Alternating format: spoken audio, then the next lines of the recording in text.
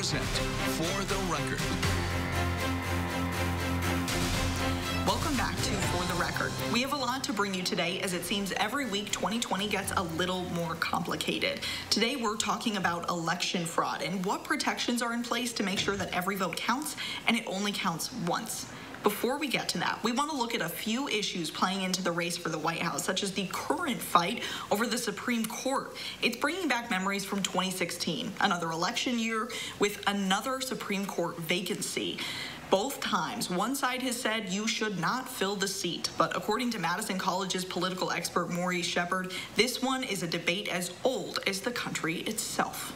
The issue in terms of filling a Supreme Court vacancy 1 year prior to a presidential election, that is something that for a very long time has been an issue in terms of national government. It goes back to George Washington, Abraham Lincoln, FDR, and that sort. So this is nothing new. That's been a discussion always, that once you get into that sort of 1 year window, 12-month window, it should not happen. Again, what's occurring now is compared to 2016 is different. The Republicans have, I guess they could make the argument that in 2016 they took a principled position and a principled argument.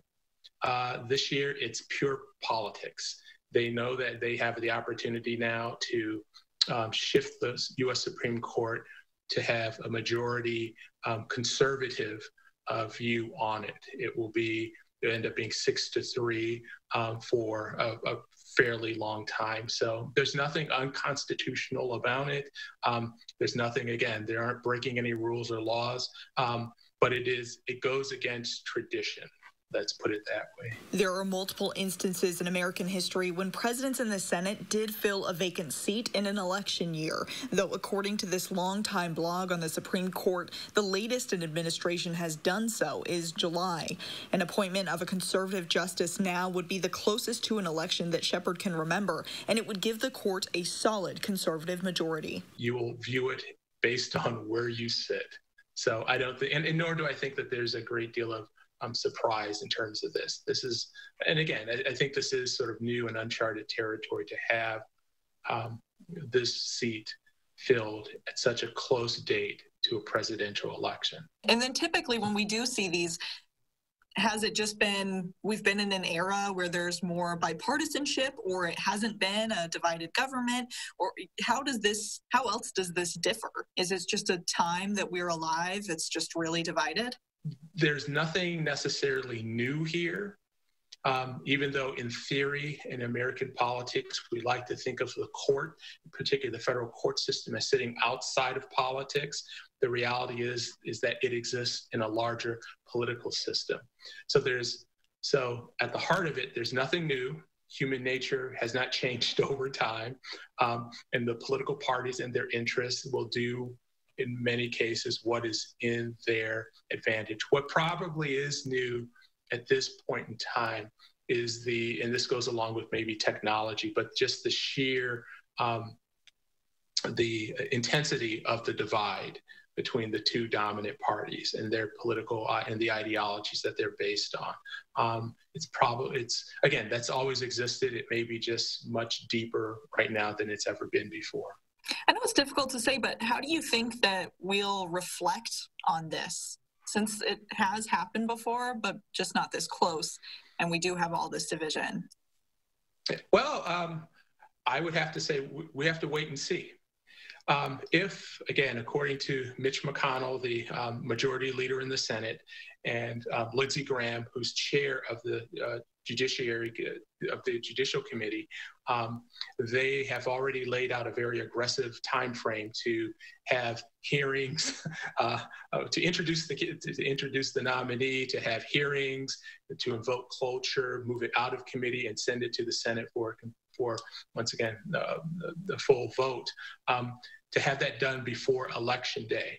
If that happens, then we will have to wait and see, one, what are the results of the upcoming election?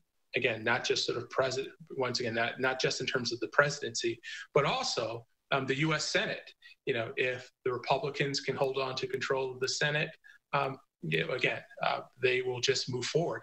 if the Democratic Party is able to win the presidency and the Senate, there may be more unusual times ahead because, again, the Judiciary Act of the Constitution and the Judiciary Act together give Congress the ability to restructure the courts how they see. So they can add seats. They can, reduce the number of seats. It goes back to FDR and the court packing sort of incident and that sort of thing.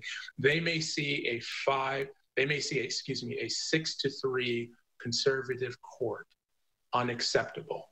It may move to increase the size of the U.S. Supreme Court, basically, again, getting rid of that, once again, dominant conservative position on the court. The Supreme Court is set to hear a lawsuit about the Affordable Care Act just after the election, but Shepard cautions against assuming how a justice will rule before she does. Coming up on the other side of this break, we'll tackle a concern some have had this year with mail-in ballots, what the Madison City Clerk is doing to prevent election fraud.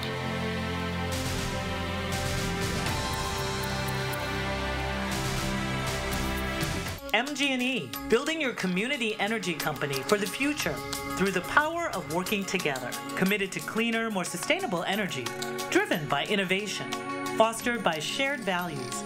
Visit MGE2050.com. Hi, I'm Ron Paul.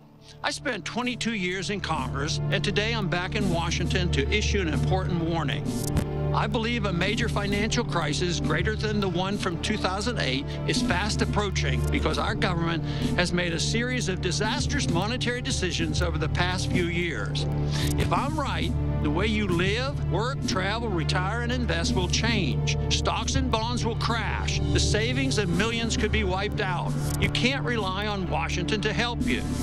Get the facts and take the necessary steps to protect yourself and your family. The best place to start is the free website below. You'll find a short presentation I've put together with one of the leading financial research firms in America. It details both the problem and the important steps to take. I strongly encourage you to check out the website below. I guarantee it will be worth your time.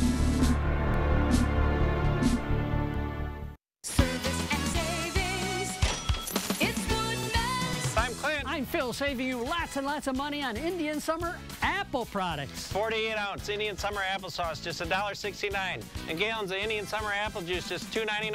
Ay caramba, hot prices on Indian Summer. Apple juice $2.99 and applesauce $1.69. Save big time on apple products. Better products, better prices, better service because we're employee-owned. It's Woodman's.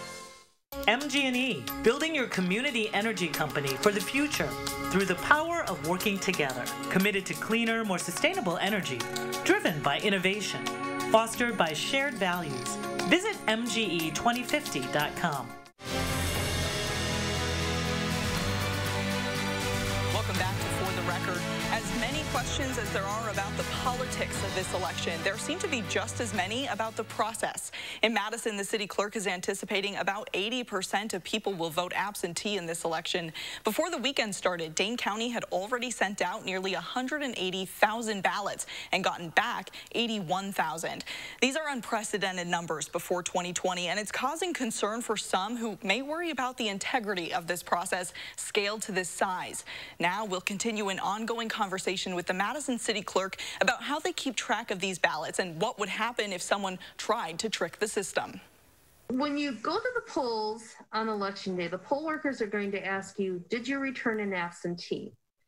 And if you answer that no, you did not return an absentee, then you are allowed to vote, and the poll workers will make a note on the poll book that your answer was no, you did not return an absentee.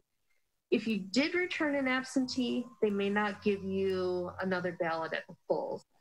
If somebody were to lie about that, you would be able to vote at the polls if your ballot hadn't been processed yet, but you would be referred over to the district attorney after Election Day because poll workers would end up finding your ballot, and when they try to check you into the poll book, they would find that you had already voted at the polls. So is the poll book a physical, written down poll book, or is this online?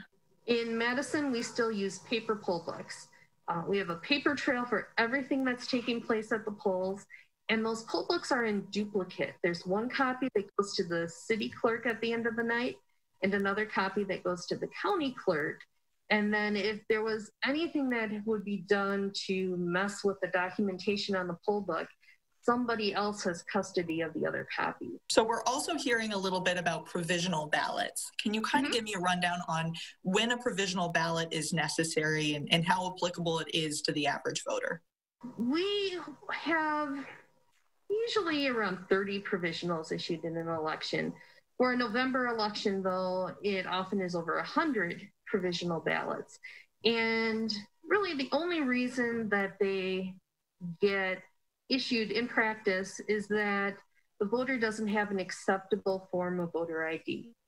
And so they can vote on a ballot that gets sealed in an envelope, and then that voter has until 4 p.m. Friday to get a copy of their ID to the clerk's office, at which point we get to count that provisional ballot at the Board of Canvassers meeting, which for Madison takes place at 4 p.m. Friday. Typically, about 30% of our provisional voters will follow up with an ID, and then we're able to count those ballots. So there's always a chance that if there's a close race, the provisional ballots could make a difference. And that's one of the reasons you always hear us refer to the election night results as the unofficial results, because there are still some ballots out there that could be counted. But that would have to be razor thin, or we'd have to see a lot of provisional ballots, right, for that to influence this. And both are possibilities. We appreciate the wealth of information our city clerk can give us for this race. She's been a great resource for us as we navigate this year, too. You may have noticed Witzel Bell said if you're caught lying and you try to vote twice, the clerk's office can refer that to the district attorney. Voting twice is considered election fraud in the state of Wisconsin, and this type is a Class I felony. So if convicted, you could face a $10,000 fine, 3.5 years in prison, or both.